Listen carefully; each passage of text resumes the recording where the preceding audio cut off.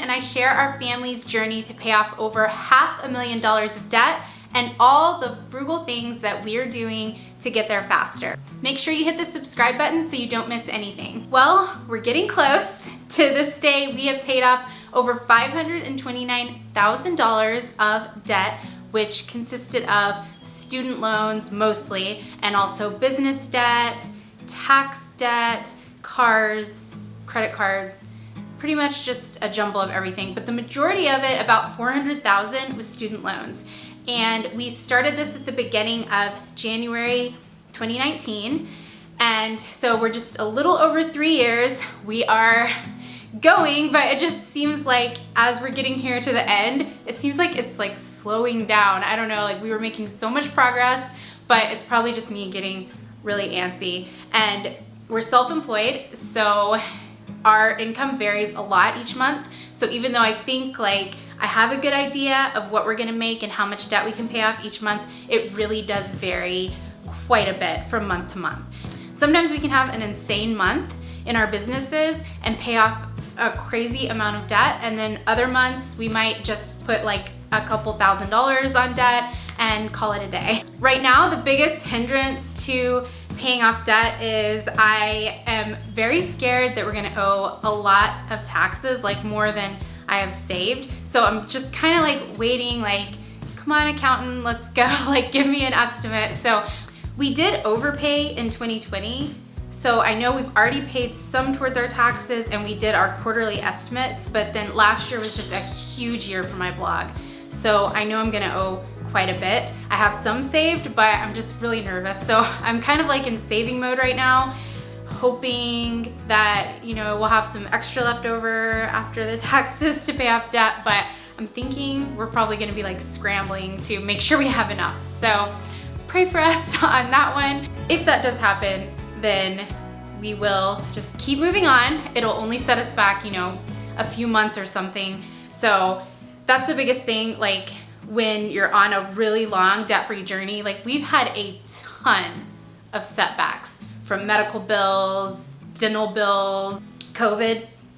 COVID was bad because we had a lot of loss of income over those months. And so, you know, we've had a lot of setbacks, but we've kept going and we've also had some really huge blessings. So yeah, if you're on a really long debt-free journey and you have multiple six-figure debt like we do, just have to see these things as setbacks and not just like a reason that it's not gonna happen and that you need to give up. So there's my little motivational speech of the day. So we have about $43,000 of student loans left. That's our main focus.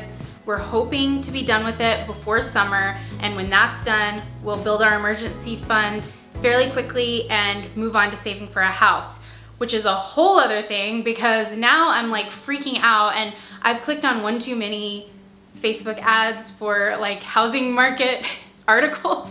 Now like every time I open Facebook, it's like so much gloom and doom, like you're never buying a house, forget it. So I'm like really stressed about that. I don't know, what about you guys? Are you saving for a house right now? Let me know in the comments, like are you freaking out about the housing market, or are you just kind of hoping for the best that it kind of levels off? But all I know is that this is like everything on your debt-free journey. Like we can't control the housing market, the interest rates or anything, but all we can do is prepare as best that we can. And so for us, that's saving at least 10% down, hopefully closer to 20%, and just waiting for the perfect opportunity. And I'm sure we'll make multiple offers before we find our house and the perfect house.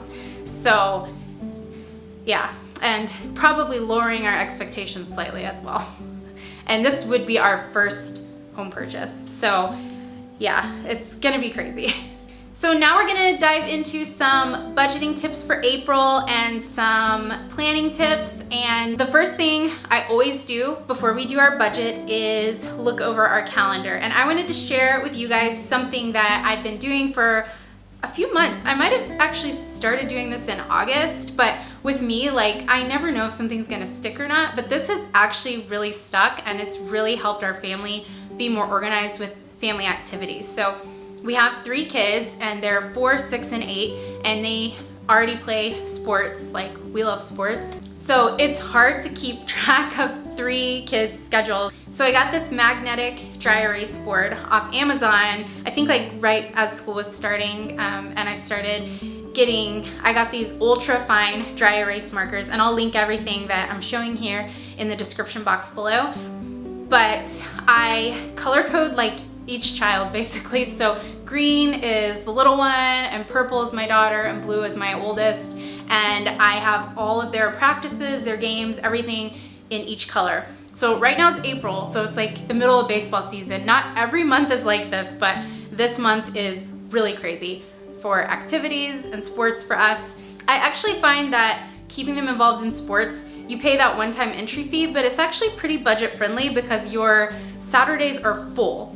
There's no time for being bored and saying let's go on a trip or an activity or something. Like, it keeps you pretty frugal because it keeps you at home. You have to be ready to go to games all day, and you know, it's really fun. This calendar is a magnet, which is perfect for small space living because it just sticks right to the side of your refrigerator. And I color code everybody's activities, and so after I put all the sports and practices on there, then I'll also check for birthday parties. So any birthday parties we've been invited to that we're going, that's gonna be important for budgeting, of course. I also like to put like my meetings and events on here because my husband can see it and not like try to schedule anything that I have to be at, because sometimes I still scrub in surgeries with my husband at the office or at the surgery center.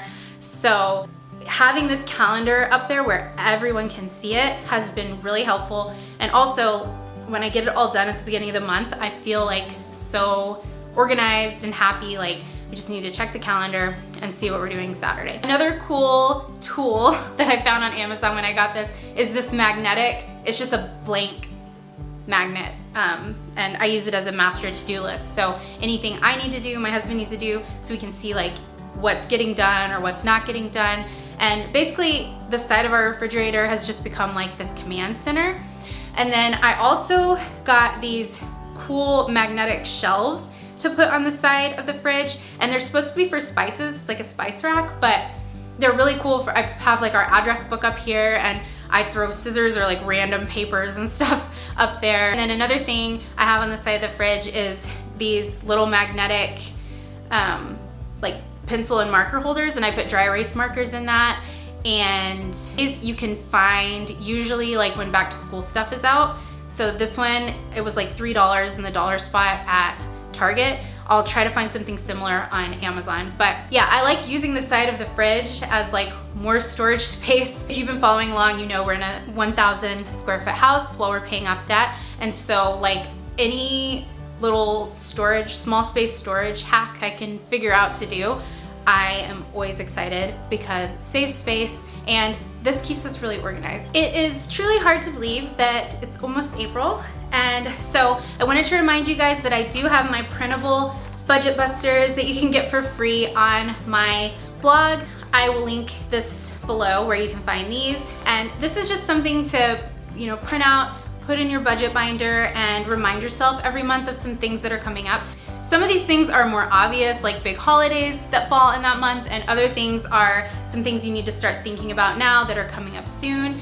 So it's just really helpful to look over this whenever we're making our budget and make sure we didn't forget anything big, and make sure we start saving for anything that might be coming up. So in April, the obvious one, sometimes it's earlier, sometimes it's later in April, sometimes it's like at the end of March, but Easter doesn't have to be an expensive holiday. You can get plenty of Easter decorations, decor, plastic Easter eggs, candy, all of that stuff at dollar stores. So it can be a very cheap and easy holiday to celebrate. So no need to go overboard. Your kids will love whatever you do for them for Easter. And then of course, you know, if you want to go pick up some new spring dresses and outfits and things like that for Easter, don't forget to budget that cost.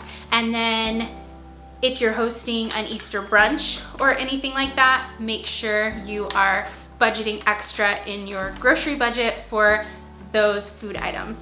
And on that note, my husband actually found this little Peeps pancake skillet. It is like really cute.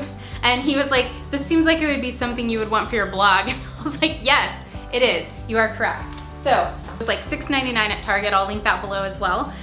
But it inspired me to want to make a video about easy and fun Easter breakfast for kids. So be on the lookout for that video next week. I'm excited to try it, and hopefully it will make really cute bunny pancakes. Taxes and accountant fees. I already talked about this in the beginning of my video and the terror I feel about taxes. So make sure you are budgeting for that and any accountant fees or fees for your tax software and all of that stuff. And if you're getting a refund, make sure you put that to good use. Make sure if you're trying to pay off debt, shovel all of that to debt. You know, like, don't let it just be money that goes into your bank account and you never see it again. Be really intentional, make your budget and plan, and let that refund be a jump start into your debt-free journey. Spring sports and activities. Sometimes the sign-up fees are earlier, and you know, like I said, we're already well into baseball season right now, or I guess it's like the second week. But anyways, spring sports and activities are something you probably want to start signing up for now. And summer camps, I know for a fact, like I already signed my kids up for swimming lessons, and the summer camps do start opening right away, and a lot of things fill up quick. Spring school photos or new spring photos are something that you might want to budget for. Yearbooks, I just ordered my kids' yearbooks, so you know, those are things that you don't really think about unless you are like going through it. And so always having like a kids miscellaneous section of your budget is really helpful, because these little things pop up. Like they're having a spring carnival fundraiser at their school, and they have to buy these armbands that are like $15 a piece. So I mean, just like little things like that pop up all the time. Of course, you don't have to do them,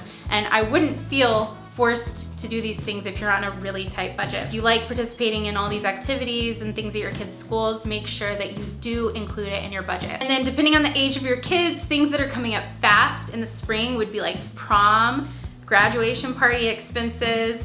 Mother's Day and Father's Day is coming up soon. Summer, of course, is coming up really fast. It's kind of crazy. So if you're gonna be planning any kind of summer vacation, summer travel, make sure you start saving for that now so you aren't tempted to put it on a credit card. And then wedding season, so if you have family members that'll be getting married, or you're gonna be a bridesmaid or something like that, make sure that you're including these things in your budget now and saving ahead of time. And of course, your utility bills, you're gonna wanna crank up that AC, so just be mindful of that you might see increases in your electric bills this summer.